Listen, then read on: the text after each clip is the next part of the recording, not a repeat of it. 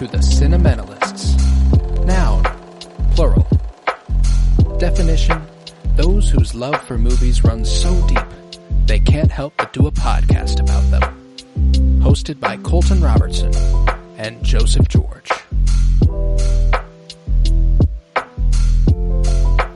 Hello everybody and welcome in to the Cinementalists, where today we are celebrating properly with a great American film in Taxi Driver. It was released on February 9th, 1976, written for the screen by Paul Schrader, directed by Martin Scorsese. I am Colton Robertson. I'm joined by Joseph George. What's up, buddy?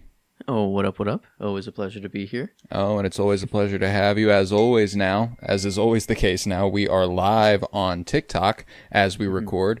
For those listening audio only, as most of you will be, I'm rocking the Pink Pony Club hat. I got the pink cowboy hat on, and a shirt that reads "Fuck Ice," fitting of a day like today, Empire Day, if you will. How are you feeling after this revisiting of Taxi Driver? Kind of crazy when you say the release date of February 9th. To think that, like, going out to see this on, like, Valentine's Day, right, with your date, and, like, this is your Valentine's Day movie, but no, this was a very nice one to revisit. Not a there's a couple movies that we always throw out of whenever we first viewed them. It didn't feel like we gave them the best kind of or best shot, or they deserve another rewatch. This one, it wasn't always in that camp, but it almost like fell into it a little bit with like Pulp Fiction and those other kind of movies. But I've liked it, but there was always kind of something that I'm like, I don't know what it is, but I can't fully be there. But this watch was like, I appreciated it a whole lot more, and like cinematography wise, gorgeous. I was like, okay, wait a minute, I don't know, I didn't recognize as much on first viewing as this time. This was wild. It actually just clicked for me that as far as the last movie we covered prior to Pride Month and the first movie we're covering on the other side of Pride Month were both Scorsese films, as the last one before Pride Month was Silence. Obviously, we did our top 100 favorite actors and actresses in between there as well, but the movie was Silence, and then the other side of it is Taxi Driver, two of the most beautiful-looking Scorsese movies of all time. Very, very beautiful films, and beautiful films to look at. I think that this was only the third time I've watched this movie ever. The first time, of course, was for the podcast. The first time around, fucking 4 years ago. Actually, now, it's probably closer to 4.5 years ago that we actually recorded that, because that was 1976, and we got out to a massive head start on the on that project. So, I love the movie. I think it's beautiful to look at. I think it's incredibly well edited. Edited by the legendary and recently passed Marcia Lucas, former wife to George Lucas, who kind of made Star Wars good. Marcia did, not George. Massive credit to her for all of her work as an editor. And this movie, there's sequences in it where, like, when you just look at it from an editor's standpoint, whenever it relies so heavily on the edit and the voiceover and, like, the images that are going as he voices over, that, like, that's the editor's job. That's not written like what you're going to be looking at while he's doing. That's an editor going, this is the footage we have, this is the voiceover, what fits, let's do this. And it works all of the time. I think we are much more mature movie watchers than we were last time. And I think we are much better at watching movies, because I think there was a point where we didn't know what was conflating kind of the anti-hero aspect of Travis Bickle. We didn't know how much the movie believes Travis Bickle is an anti-hero in any regard, which he's not. He's not a hero of any kind, anti or otherwise. And I don't think Scorsese and Schrader try to depict him as such. But I don't know if that's because of the work they're doing or because of the person I am, you know? And I think that's what caused me to previously keep this movie at an arm's length. Mm-hmm. Yeah, I wonder, like, this viewing, I felt like the city was a lot more of a character. And, like, after and just after watching Do the Right Thing, I don't know, seeing, like the city in a much more vibrant, clean, vibe, and then this is just like, no, trash, scum, or like that's kind of the whole point. It is a very dirty city. I want it all cleaned up, want all the scum removed, and like and so it's movies like these where I'm like, you know what, maybe New York City can actually stay over there. It's like, so there's the feelings that I want to go there, and 70s New York specifically is a grimy place. And I think that a lot of media has always depicted it as such because that's how it was in the 70s. It was like the idea that the city is dangerous and that it's like you shouldn't be alone, that comes from 70s New York. Like that is that was when it was not a safe place to be. And don't get me wrong, you're never 100% safe anywhere, but like that's 70s New York specifically has always been depicted as a terrible fucking place. Like all of 70s Marvel comics, as like 90% of their superheroes are set in New York. Like it's a grim period in comic books because New York is shitty. And there was a response to it in this capacity where Travis was like, we're on the other side of Vietnam, or we're in the midst of Vietnam and he's been discharged, and there's a general unrest about everything. So you have people who aren't capable of doing anything wanting to do something like Travis, and it ends up coming out in a really, really strange way, especially when you are obviously battling a laundry list of mental illness, including post-traumatic stress disorder, which I don't know if we really discussed last time, but that's obviously why he can't sleep. And is it more than, or like, is it purely post-traumatic, like traumatic stress, or because if he was in like I don't know, Vietnam, he's kind of like anti-gun, honestly, and maybe that is to avoid it even more, like that life to disassociate, like he doesn't even want to pick up another gun.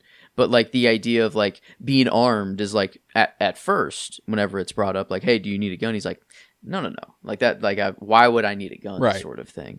And as someone, I don't know, he could have, I don't know, maybe not been on the front lines, could have been a medic, could have been Hacksaw Ridge style, I don't know, but like it just seems that he is not a soldier, and that it feels like there, or at least that there's more than the PTSD going on. That this is, I don't know. I don't know. There's a few things going on. I agree. It's more than just PTSD that is affecting Travis Bickle, but I do think the PTSD is the inciting mental illness. At least for the he suffers from insomnia because he can't sleep at night, and I think he can't sleep at night because of what happened in Vietnam.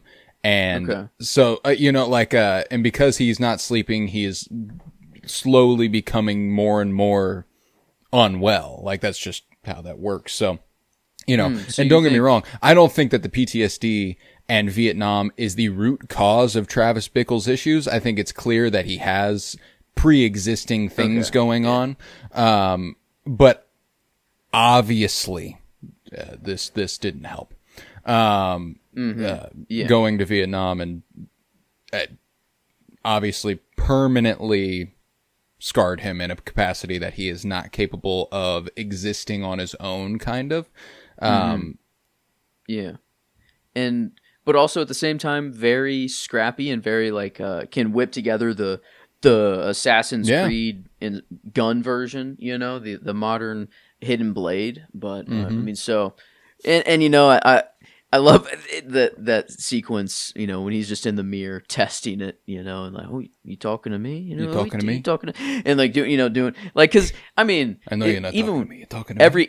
every airsoft gun I had, every paint, even if it was a paintball gun, right, a toy gun, water gun. Like I'd always, if I was home alone, I'd enter like all right, if someone were to break in right now, Yeah. what would I do? You know, and like, and like, what part of my, I don't know, you know, why, but it's just, I mean, like that's a fundamental part of every young boy's development is fantasizing how you would ward off danger and protect other people, even though obviously as a 8-year-old boy you are not going to be doing the protecting.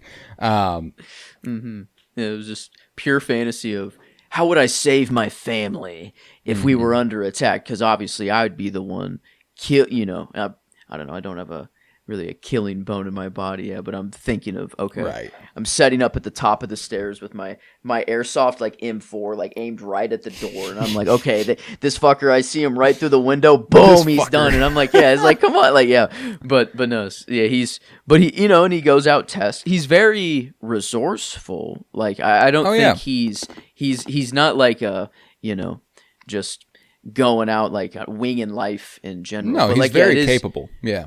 It is obviously falling apart though. So I think PTSD in Vietnam, it was the start of the downward spiral. But I do think he just has some social awkward, you know, ness that like, or just maybe a viewpoint on the world. Maybe it's just the lens he views the world that's not quite.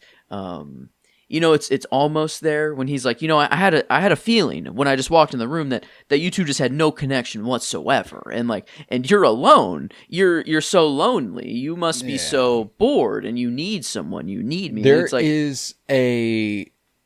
I've brought this up I don't know how many times. I love the show How I Met Your Mother, and there is a theory in that show that is posed that is called the Doppler or Dahmer effect. Doppler is the protagonist of the 80s rom-com Say Anything, and he shows up outside the girl's house, and he sticks up the stereo, and he sings, and he's like, I love you, come on out. And any gesture, only means as much as the recipient is willing to give it. You know what I'm saying? So that exact interaction where Sybil Shepherd is like, kind of like, I don't know how I feel about this, I'm going to give you the benefit of the doubt. You know, he's on the line of Doppler versus Dahmer, who is obviously the serial killer. You know, like there's like this, like, I don't know if I should trust you. And the exact same gesture coming from a creep, like from someone who is not interested in you, can become creepy. If you don't like the guy who shows up at your house with a stereo above his head, you get a restraining order. You know what I'm saying? Like it's a completely different thing regardless of how sweet the guy is. If you don't fuck with him, you're like, leave me alone. You know what I'm saying? So, he is Travis Bickle. He is the epitome, and something that I respect the shit out of this movie for, and think, again, Scorsese has this thing going on where he can make a movie and people will take the completely wrong thing from it. There are people who will watch Wolf of Wall Street and think that he's glorifying Jordan Belfort and that lifestyle when he obviously could not be further removed from doing that. There are people who will watch this movie and think Travis Bickle is a hero, you know? And it's not that Travis Bickle is a bad guy. I don't think Travis Bickle is a villain. But he's not a good guy. You know what I'm saying? He's not a swell fella, you know? He has good intentions, but he obviously has no context for how to do anything about it. You know, like he just wants to do something. He just wants to channel his energy somewhere, and that more often than not ends up being a negative for him. Yeah. Because if everything went to his plan, he's actually killing the soon-to-be president of the United States. You know, like that's his actual goal. It's just kind of like this audible. It doesn't work. The Secret Service sees him, so it's just like, okay, I'll go to where I know. You know, or just it feels like this is very, you know, on a whim. It was kind of like okay, well, I have all my stuff on me.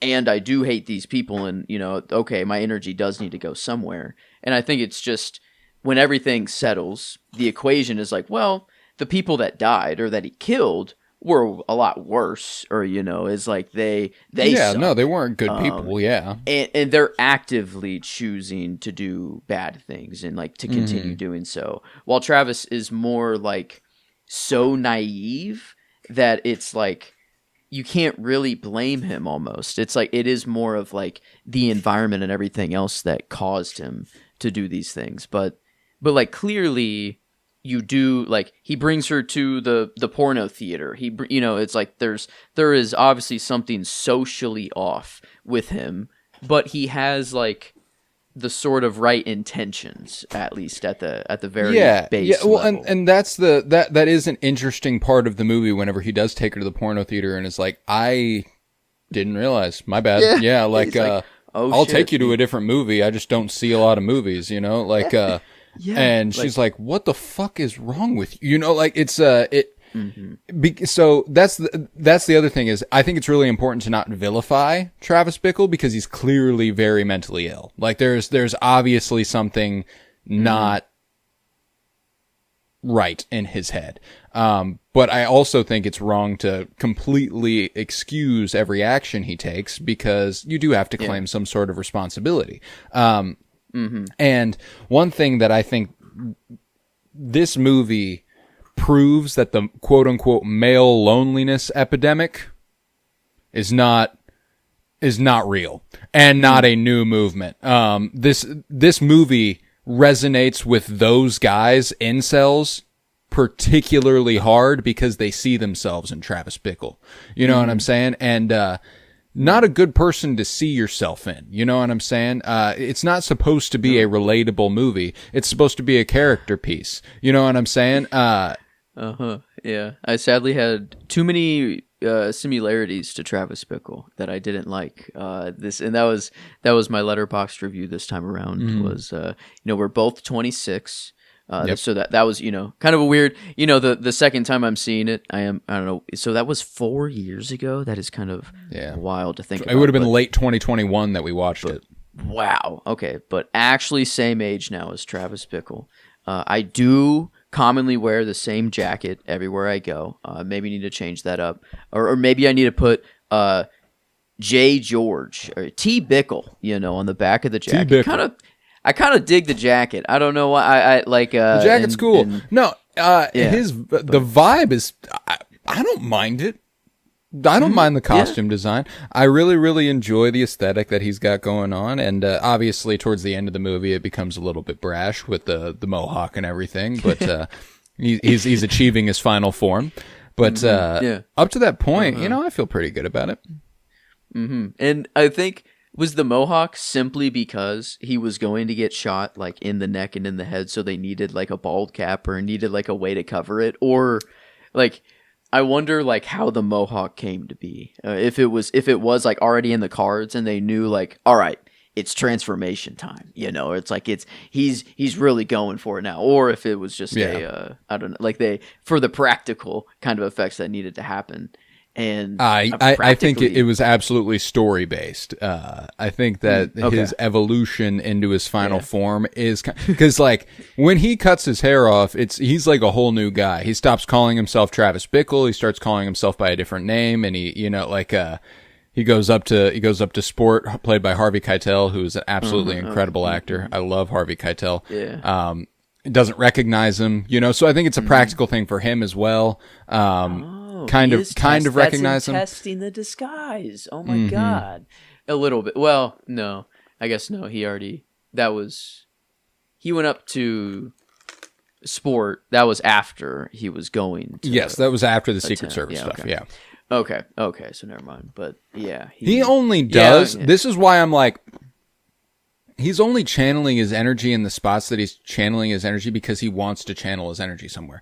If he doesn't fail at that assassination attempt of the president, he doesn't go and try to save Jodie Foster, because he dies. You know, like he's like, I'm going to die today. Like that is what he's doing, is I'm going to go do something and I'm going to die in the process of doing it. That is his plan. You know, like, he's not making it out of today, one way or another. And that's why I'm like, to be like, oh, he's going after the right people and he's, you know, he just wants to kill. Whenever he talks to Wizard and he's like, I got some bad thoughts in my head, man. Like, I don't know. Shout out Cozy Autumn Times. It is a great shirt. Thank you. He's not a good man, you know, and he just wants to kill. Now, I think he knows who he's supposed to want to kill. You know what I'm saying? Like, he wants to kill bad people, or who he perceives to be bad people. But the reason he wants to kill the president is because the girl he was pursuing works for him. Yeah. That's why he wants to kill him. It's not a moral thing. It's not a moral ground. You know, he doesn't believe in the president at any point, even though he says he does. He doesn't. It's because of her. It's always because of her. And then he has this opportunity after that to go save another girl. So he's like, sure, I'll do that instead. I'll go kill all those guys. You know, like. Yeah, because he was down doing it with to the do president at first. He was like, I don't really know his policies, but like, I think I think it's a good one, at least, you know, just to try to, you know, ease the conversation through or connect with her more. And then the second that like the connection is severed completely, it's like, okay, pure villain mode now. But yeah, I think it is a more of a take on that this city, like I think New York, like I don't know if it is New York or maybe like America at large, or just like, but you can have someone come back, kind of leave their parent. He's like, you know, he has that note to his parents where he's like, you know, I'm doing fine. He's like lying to his parents and everything. So it's like he's completely left everything, come back from war, very unwell, and then in this city, like, can acquire weapons very easily, and not even want to at the beginning of the movie, but then just, you know, get them, and then just being in this city, you know, in this environment, like, led to this situation, like, more and more. And it was like I think his main gripe of the city, how it's so dirty, how it's so scummy. It's like the scum kind of like takes care of itself in a way. It's like these like Sport knows he's in a rough like business, and like that threat is very real, or like that, I don't know, if the money's hand off to the wrong, or I don't know, he doesn't have enough to pay at a given time, that he could be killed at any given moment. And I think I think like the city was a lot more of a proponent in the movie than I once thought before, or like that it was that it is just this job, because he was so against guns, but bought a gun. He would never have like hurt a fly at the beginning. He seemed very, I don't know, pacifist, and then just through this spiral just kept going. And I don't think, like, if we're in the middle of nowhere, you know, in a random town, I don't really think that this plays out the same way. No, it doesn't. That New York is quintessential to the point of this story. Not just. It's more the population density. It's the amount of people he gets to see and observe, and the amount of people who... taxi driving is stereotypically the loneliest job in the world. You know what I'm saying? There's a whole plot in the first episode of Sherlock. I don't know if you remember this, wherever the murderer is a taxi driver and nobody ever thinks it might be the taxi driver. Oh my God, yeah. Because... that's right. Nobody ever considers that that's who is in the cab all the fucking time. They're like, it must have been someone in the cab. They don't even fucking think it's the taxi driver. Dang. You know what I'm saying? Like, so he interacts with all these people who dehumanize him all day, or all night, I should say. They don't do anything to make him feel like a human. The only people who do are other taxi drivers. And okay, yeah. Only out at night. He only sees like that kind of, not to say that, you know, only good people work throughout the day, and, you know, I don't know. The people up at night are not good, but yeah, like there's always those like transition between scenes where sometimes it's just like a random, I don't know, like that gang like throwing bottles at his car that one time, or seeing that monologue where he says every night I clean the cum or the blood out of the back seat. That's not good and is actively going to make you feel worse about everything. You know what I'm saying? Like, and not only that they have to clean, he has to clean it up, but obviously that means something was done in his back seat while he was driving. Mm-hmm. Yeah. Every night, you know? Yeah. It's like disassociation through too much exposure. Like it's like and you're only kind of seeing the bad crowd like at night or I don't know, or a lot higher of a chance. And then like when Scorsese gets in the back seat, you know, and it's, I'm gonna kill her with the gun. I'm gonna kill her with the gun, or like out of the way he says it is just like he needs to reaffirm. Or like he's like, you know, he knows it's crazy and he's wanting wanting Travis Bickle to be like, hey man, what do you talk? Like, don't do that. But he's just in the front seat like, I mean, just not saying a word, not really like opposing, not really. He's just kind of absorbing. Like he's not gonna stop. He's not gonna egg it on. He's just gonna. Well, this becomes normal to him. You know, like the reason he is the way he is because he continues to be exposed to nothing but the worst. And also, like, when you are driving a cab, in a lot of jobs, the good stuff, like, it doesn't stick out. You know, like, the bad stuff is all you're going to remember. The best situation you're going to get driving a taxi is someone saying, "Thank you very much. Have a nice day. Here's a tip," and then getting out of the fucking car. There's nobody is going to get in the back of the cab and make his life better. You know what I'm saying? Like, that's just not going to happen. And so, like, every night, if the best interaction he has is a please and a thank you, and the worst interaction is somebody got stabbed in my back seat, he's going to remember somebody getting stabbed in the back seat over somebody telling him thank you. You know what I'm saying? Like, that's so, again, I don't mean to say this so that it's like completely null and voiding him of responsibility, but that's why these things become normal to him. He goes out at night and the only theaters that are open are porno theaters. So those are the only movies he goes and sees. So whenever he goes and takes a woman to the movie theater, that's the movie theater he goes to. And like, again, not normal, not a good idea for a date. I don't know why he would think that, but if that is your reality, that's your reality. That's what you think is the case. I don't know. Does he, at the beginning of the movie, he's like looking for a job and he's like, oh, this will be perfect. I'm up, you know, late nights anyways, you know, and so like the taxi job, it kind of works perfectly for him, but he never had a job before this, right? Like he wasn't like actually doing anything through the day. It didn't seem like he was transitioning from a previous job. Yeah. So maybe he just came like fresh home from the war, escaped the parents. One sec. Maybe to pause. Apologies. We're back. But yeah, the like I think maybe it is just he's never experienced the city before. He's like back home from war. He doesn't know where to go. He's in New York City. He's away from his home, and then like it truly is like. He doesn't. No, it's not. He wouldn't like be so naive that he doesn't know normal movie theaters don't. Well, I guess I don't know. If you don't come from a city and there is no movie theaters. No, I mean he knows normal movie theaters exist. But, that's the other thing. Is that don't get me wrong. It's not like it is.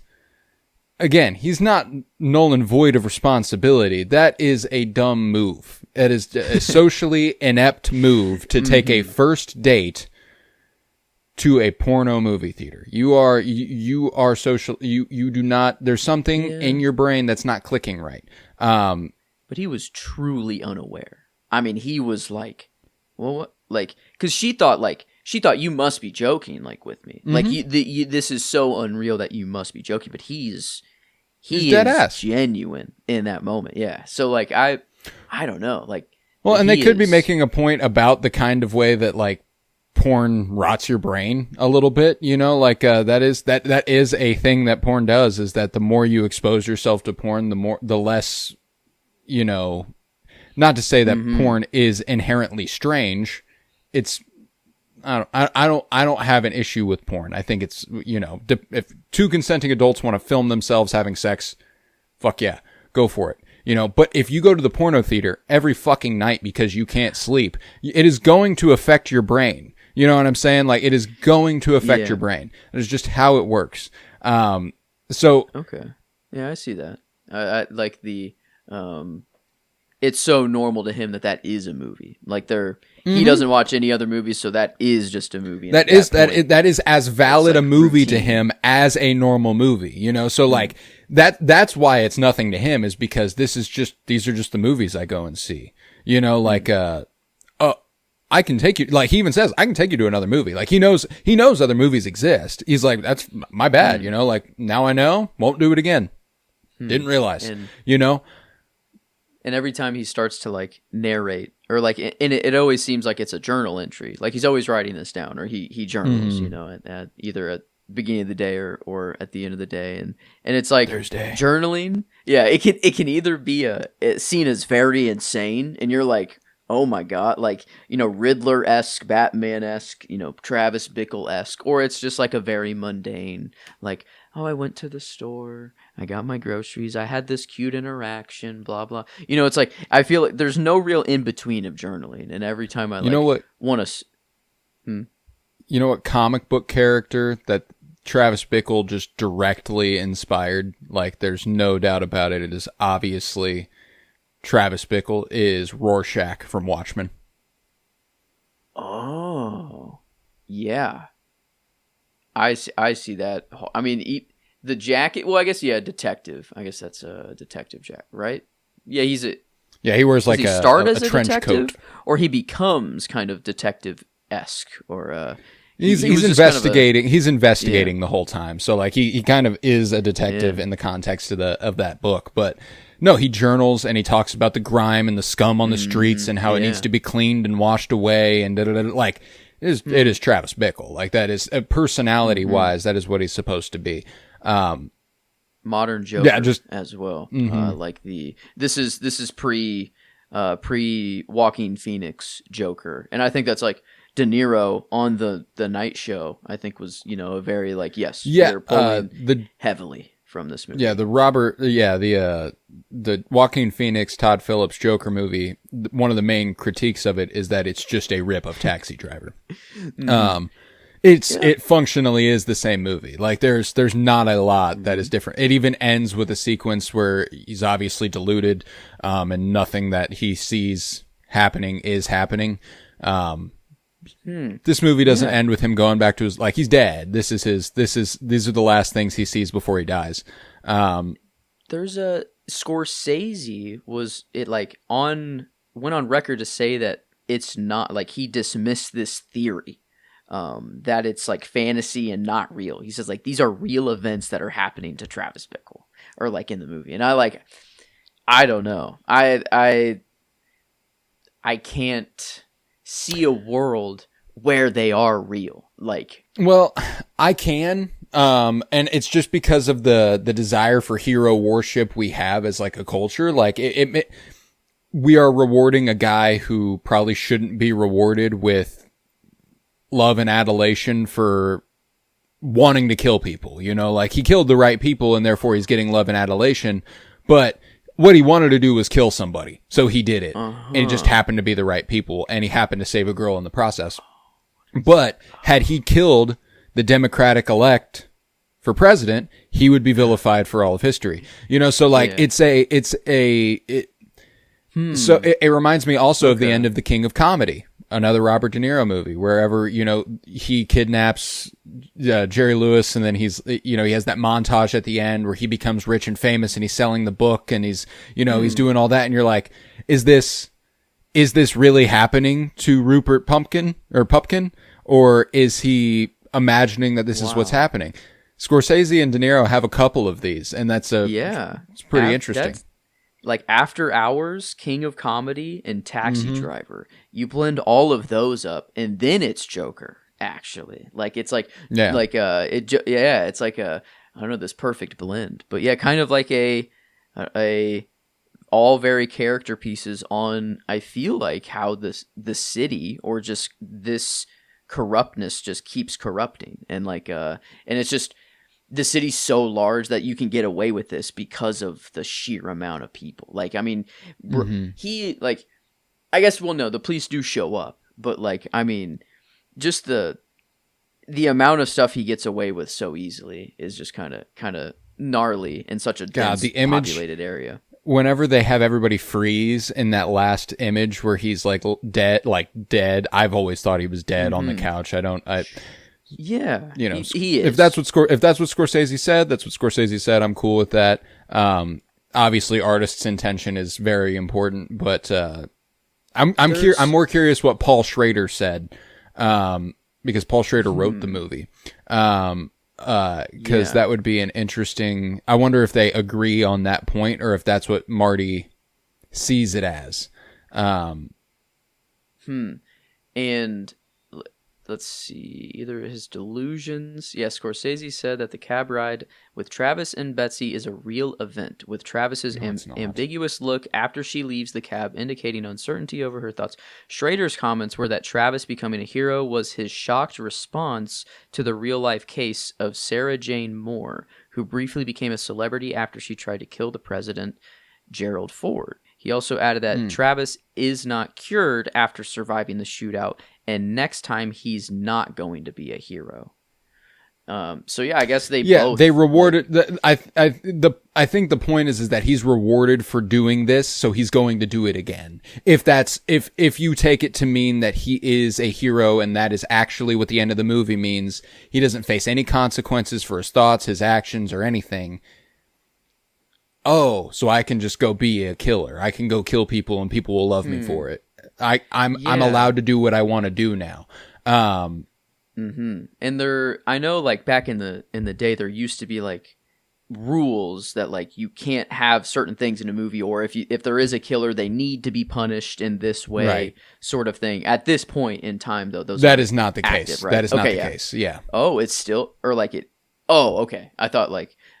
So it's not active like that. No, it is not active. Yeah. Okay. It's okay. Yeah. The Hays Code. The Hays Code is long ended by this point. Thank you. Okay. Thank you. I knew there was a name to it. And it was getting me. But okay. So yeah, I wonder if that was at play. But no. So yeah, at least the narration over the newspaper clippings of Iris's parents being like, "Thank you so much," like that I believe could happen, because he could still, or like they even say in there like that you're in a coma, which is, kind of wild that dude is in a coma from the, and not dead, but the thought like at the end that like maybe he lives because like he does kill the right people, like it is like a in the grand scope, it's not truly like it is the environment's fault, and he is still the person who should go to jail if there is anyone, but like the people who did die is like, I don't know. Yeah. I think like he killed the right people, and don't get me wrong, like that's why he's rewarded. The thing is that, again, it's not black and white. It's a very gray movie. That's the point, is that there is supposed to be speculation about the morality of Travis Bickle, I don't think that, again, I don't think he's a bad man. I think he's a mentally ill man. He wants to take violent action, whatever that means. You know what I'm saying? Like, again, if he had successfully tried to kill the president, he wouldn't have been able to go do what he did, and he wouldn't be looked at as a hero. So now that he has gone and done that, and he has woke up from a coma, and everyone thinks he's a hero, and he is being loved, and people respect him, and even if Sybil Shepherd gets in the back of that car and at the end of the movie and is actually there, which just never read it that way, so I'm very, very interested by that. Yeah. I would take that to be like a sign of lingering mental illness. You know what I'm saying? Like, Oh. She's just in the back. She's in the back of his cab already. And he gets in the front seat and she's there and he sees her. I don't know. Yeah. Like maybe real to Travis. Like that is how ill he is at this point, maybe. Like he woke up, believed, he does get thank yous. Maybe like the first thing he would see would be those newspaper clippings sort of thing. And like being thanked for this, and then it's like, yeah, okay, I'm going back to my taxi driver job and who's going to be in my backseat, and I think he is in his own world if he does wake up. I don't even think he wakes up. I think he's dead. I think he's dead. But the newspaper clipping saying he's in a coma is interesting. Like that they that's part of his delusion. I think, delusion. Yeah. So it's like his afterlife, or this is his his. I think it's his. I think it's what his brain's telling him. And I've always thought this just because there's a few key indicators to me. The way time freezes, the shot of him where he is laid over the couch and everyone's frozen. I take that to mean that everything that happens right after that is happening in that moment. Because it's frozen, nothing else is happening. And then it goes into this montage of like him being a hero and everything's okay and things are great and da-da-da-da-da, and then the movie fucking ends. I'm like, that's the last thing he's seen before he dies. Like, that's always what it's been to me. And that shot, like incredible. And like like I kind of see it, like the set just doesn't have like a ceiling, so like it's not like actually there, or like they're just filming above. But then when it goes over the light with the chain, and it's like directly over that light, and the chain, you can't see what the chain is connected to. Yeah. I don't know how he did that shot. But so like I was impressed by it on first view, and I remember talking about it and being like, I don't know, it was like the coolest shot, I feel like, or most memorable. Oh yeah, it's awesome. But this time there is a newspaper clipping that shows a top-down view of this, like where the positions of where everyone died and like and everything, and it like matches that, I don't know, just kind of that camera shot where it goes to first before it starts to move. And I wonder if that, like, and I don't think that these newspaper clippings are actually real, like they come from the real world, that they were fabricated for the movie, but if it's like of course, a telling of this story through these newspaper clippings. Like it was like, if you reverse the movie, it's kind of like you see the top down view of that last scene, and then it's like, I don't know, maybe you build the rest of the movie backwards a little bit. I never saw the newspaper clipping kind of top down view before, but like I feel like there is some connection trying to be made there, or because like it could be that it is frozen in time and he does die, and that he is, like it is like taking everything in sort of thing. But like, I don't know, why show the whole room where everyone's at, where like, and then the go down the hallway, it I don't know. Outside and see everyone looking in and yeah, that's true. It does. The people have it. Yeah, I don't know. I think it is like a weird storytelling, like that this is how the people heard of the story, know of Travis Bickle, the kind of like people's perspective. But if you knew he was on the way to kill the president, like, or soon to be president, then like no, like this actually was not a good event. But it's like but I don't know if I am reading too much into that, thinking that it is like telling the story backwards, or like that it is like through these events that we are hearing the story of Travis Bickle, sort of thing. No, I don't think you are at all. I think, perception is everything. And the idea that a man walked into a brothel, killed the pimp, and killed the person who was about to have sex with a 12-year-old girl, you go, fuck yeah, good job, buddy. Like, hey, fuck those guys. Like, I don't think that there's, again, Is murder always morally questionable? Yes. If you're going to murder somebody, do I want you to murder the person profiting off of a 12-year-old's sexual activity and the guy engaging in sexual activity with a 12-year-old? Yeah. That would be ideal. If that's who you're going to, sure, okay. So I can't blame, that's why I'm like, I believe, if I'm to believe that the end of this movie is reality, it is not surprising to me that he's hailed as a hero. You know what I'm saying? Like that part doesn't shock me. The part that does shock me, as far as the idea of it all being real, is how perfect it is. It's all perfect for Travis. Like Sybil Shepherd gets back in the car and is like, still infatuated, like not infatuated with him, but like, it's kind of like a, maybe I dismissed you too quickly. Maybe I need to give you another chance a little bit. And he's almost kind of like, it's about to feed him again, like it's about to feed that energy again. And so I could see it. But I do want to point out some pretty incredible trivia. And it does pertain to Jodie Foster's character, Iris. Jodie Foster, incredible actress, and has been for an unbelievable amount of time. She's 14 in this. Got nominated for Best Supporting Actress. Yeah. Got nominated for Best Supporting Actress. Goes on to be in Silence of the Lambs 15 years later. That's how far before Silence of the Lambs this is. I know that, like, that's just speaking of time, but, like, how long you've been doing this and doing it well is insane. But yeah, Jodie Foster, I believe, was 14. I might be but she was early teens. Like that's how old she is. And she was so good in this movie. She got nominated for an Oscar, all that good stuff. She was almost responsible for the assassination of Ronald Reagan in 1981. How do those dots connect? Let me explain. The gentleman who attempted to assassinate Ronald Reagan in 1981 was named John Hinckley Jr.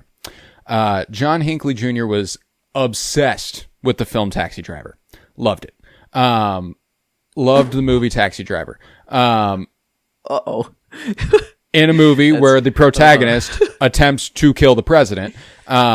He loves the movie and is deeply infatuated with Jodie Foster in the movie, who is playing a 12-year-old girl. So it's not for any of the cool reasons that he tries to kill Ronald Reagan. It's for the most fucked up reason that he tries to kill Ronald Reagan, which is that he is quote unquote trying to impress Jodie Foster. Bro took the worst message out of this movie. The absolute He was like, wrong. I'm going to try to kill Ronald Reagan to impress Jodie Foster, which is so funny. That is the funniest reason you could try to kill a president. The real life Travis Bickle spawned because of this movie. Like, I mean, that's an actual. Wow, that's a little too real. Like, did he live in New York? Where was the? Let's find out. Let's do a little bit more digging. If it's John New York, that's Hinckley crazy. Jr. Yeah, John Hinckley Jr. attempted to assassinate U.S. President Ronald Reagan as he left the Hilton Hotel in Washington, D.C. 2 months after Reagan's inauguration. Using a revolver, Hinckley wounded Reagan. He did shoot him in the stomach. MPD police officer Thomas Delhanty, Secret Service agent Tim McCarthy, and White House press secretary James Brady. He shot all those people. Those are all the people he shot. Brady was left please disabled. Tell me he didn't do the slide gun thing. Like if that. No. He just had a revolver. Okay. Hinckley believed that the attack would impress Jodie Foster, with whom he had a fixation with after watching Taxi Driver. Hinckley was found not guilty by reason of insanity, and remained under institutional psychiatric care for over 3 decades. In 2016, a federal judge ruled that Hinckley could be released from psychiatric care and he was no longer considered a threat to himself or others. After 2020, a ruling was issued that Hinckley may showcase his artwork, writings, and music publicly under his own name rather than anonymously as he had in the past. Since then, he has a YouTube channel for music. He is alive and actively doing stuff on YouTube. Wow. I mean, I guess like in the movie though, maybe he is in an asylum for a while. Like he's in a coma and they're like, I don't know, maybe they, I don't know why they would have any inclination to put him in one right away, sort of thing. But I wonder if this is like his first day out, or I don't know, back to driving, or like if that plays a role at all, or if he truly just out of the hospital went back to taxi driving and whatever. But yeah, like that's, it's just so strange. Like, and I don't know how much IMDb trivia can be believed, but like how the writer and Scorsese both are like, yeah, no, these real events, complete theory sort of thing. And maybe it's like to play into the idea more, like that this is the delusion more. I don't know, like, but because that her in the backseat is honeymoon, or I don't like a literal fantasy. That's a perfect ending for him. Yeah. So I don't see any way that is real. And Jesus. I'm sorry. I'm still reading John Hinckley's Wikipedia page, and it's insane. So there is a whole subsection that is titled "Obsession with Jodie Foster." What the? So I'm going to read this word for word from the Wikipedia. Hinckley became obsessed with the 1976 film Taxi Driver. Hinckley developed an infatuation with Iris, a sexually trafficked 12-year-old child played by Jodie Foster. Hinckley began to adopt the dress and mannerisms of Travis Bickle. Jodie Foster went to Yale. When Foster entered Yale University, Hinckley moved to New Haven, Connecticut for a short time to stalk her. His parents had given him funds to attend a writing course at Yale. Hinckley never enrolled, but instead used the money to support himself while sending Foster love letters and romantic poems and repeatedly calling and leaving her messages. Failing to develop any meaningful contact with Foster, Hinckley fantasized about conducting an aircraft hijacking or killing himself in front of her to get her attention. This dude was okay. So again, no sunset. He didn't want a sunset. He just wanted Jodie Foster's wanted her attention. That is it. Yeah, only goal. Wow. Well, and that's the thing is that he just wanted to take violent action. He was like, "I'll do whatever. I'll kill the president. I'll hijack an aircraft. I'll kill myself. I'll do something." You know what I'm saying? Like, wow. Insane. Yeah. But eventually, he settled on a scheme to impress her by assassinating the president. That seems like the easiest one. He was like, you know what? I'm not going to hijack an aircraft. I'm not going to kill myself. I'm going to go shoot the president. That seems like it would do it. Thinking that by achieving a place in history, he would appeal to her as an equal. Hinckley trailed President Jimmy Carter from state to state during his campaign for the 1980 United States presidential election and got to within 20... shit. I got restricted. Yes. Yes. It's okay. We said the KMS, the three magic words, but that's okay. Regardless, Hinckley trailed President Jimmy Carter from state to state during his campaign for the 1980 United States presidential election and got within 20 feet of him at a rally at Dayton, Ohio. On October 9th, 1980, Hinckley was in Nashville on the same day as Carter was visiting the city. Hinckley was arrested at the airport while trying to board a flight to New York with handcuffs and 3 unloaded guns in his luggage. The airport police handed him over to Nashville police, and Hinckley's guns and handcuffs were confiscated, and he was fined $50 plus court costs. Released later the same day.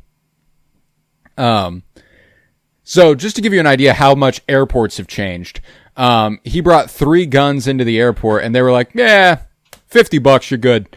Are the handcuffs even allowed today? Can you even bring handcuffs? No, fuck no.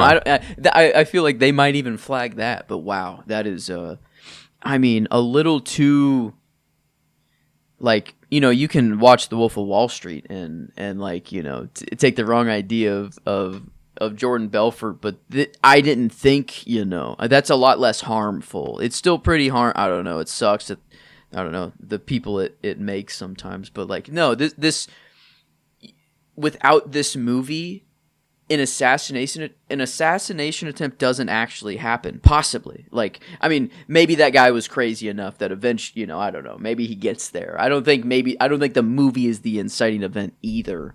But no, of course not.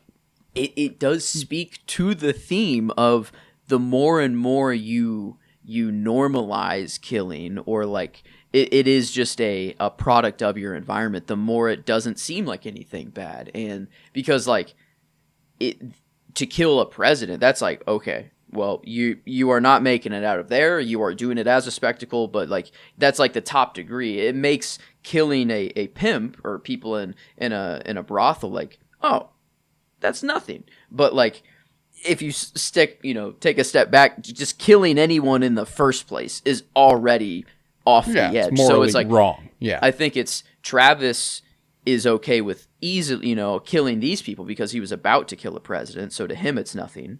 But then and Travis has probably also killed people, by the way. He was a soldier in Vietnam. You automatically are desensitized to some degree. Yeah, this is and I guess Scorsese. I guess the director himself. Like, I don't think it's.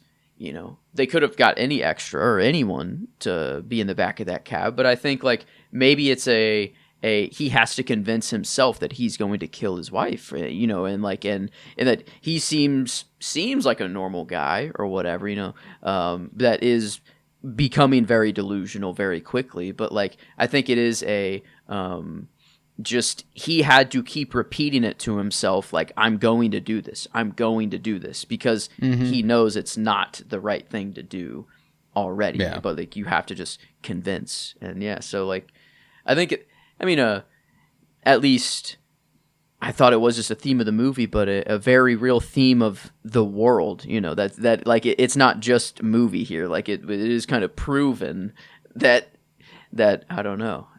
We have a real life Travis Bickle, and I hate to take it. I hate to take it to this place just because, but there are probably countless kids who have brought a gun to school who saw themselves in Travis Bickle. Maybe they never saw the movie, but they certainly would see themselves in Travis Bickle if they saw the movie. You know what I'm saying? Like that's not there's. This is a very real character archetype. Like there are people who are like this. This isn't a completely fictional telling, don't get me wrong. Obviously it's a very dramatized fictional story, but this shit happens and stuff like this occurs. And Travis Bickle happened to kill the right people that got him,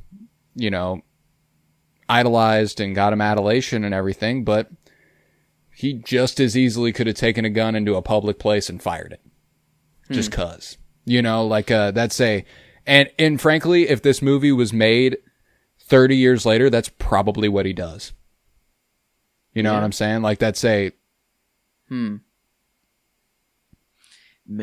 Yeah, this and to Robert De Niro's credit, we just finished a top 100 actors, and I did have he made it, but very, very low for Robert De Niro, and just for the reason that he is larger than movies himself. But this time he is Travis Bickle here. He's not. God, he's so good. Robert De Niro. Yeah, and so I think I'm coming back on my words a little bit. I think that part whenever when he's talking to Wizard and he's like, I got some bad thoughts, man. And he's like tearing up and he knows that he's like not okay, but he can't do anything about it. That's an incredible scene performance wise. And he kills it. And he's just one of the greatest to ever do it, man. And the fact that it's like this macho Italian guy who is like, anytime he's like John Wayne and Gregory Peck and like all those like legendary like dudes, men, you know what I'm saying? But the way that he can depict vulnerability, and he's miles more talented than John Wayne ever was, all due respect. Like, the amount of range that Robert De Niro has, and like, just, God, he's so good. He is so fucking good. And I love him in this movie. And God, he's so cool. Not Travis Bickle, Robert De Niro.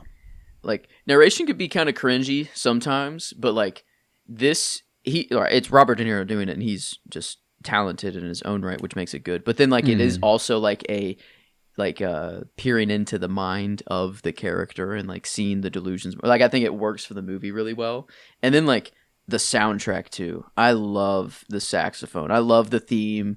God, or whatever. it's gorgeous. Like, and I like ever since watching the movie, like I always have these, and sadly it's mostly AI slop now on YouTube, but like just ambient jazz or ambient, I pick an instrument and I kind of go but like saxophone, or I don't know, it's like the more kind of like this I always kind of I look for, and then I realize like, oh, I just have the theme, I can play the theme or just the soundtrack. And so I was at work playing just the soundtrack on shuffle, and I kind of realized, I'm like, wait, I'm kind of going a little crazy. Or like some of the, the smooth kind of theme, it's nice, but then the others, it's like very intense. And it gets, it's scary. Like, and I'm like, wait a minute, this is actually not an ambient kind of soundtrack to listen to. No, it's not.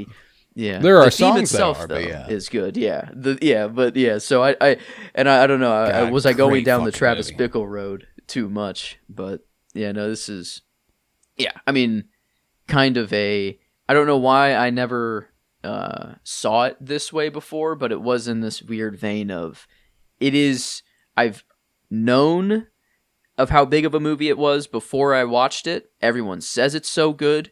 It's Robert De Niro. It's Martin Scorsese. I should love it. And maybe that just made me want to find everything to gripe about, like the first time I watched it. But now it's like, no, good things are good for a reason, or like because people aren't lying, saying that. Well, Scorsese is just an unbelievable filmmaker. Incredible. He's movie, just a little guy. Yeah. He's just a little guy. He's just a little guy with a big 44 Magnum. I don't have much else I can say about Taxi Driver. I don't think that there's a lot new that we can say about it. Again, it's a 50-year-old movie, as is the point of this series that we are doing. 50 years old as of a couple months ago, and next week we will be covering a 40-year-old movie in Stand By Me.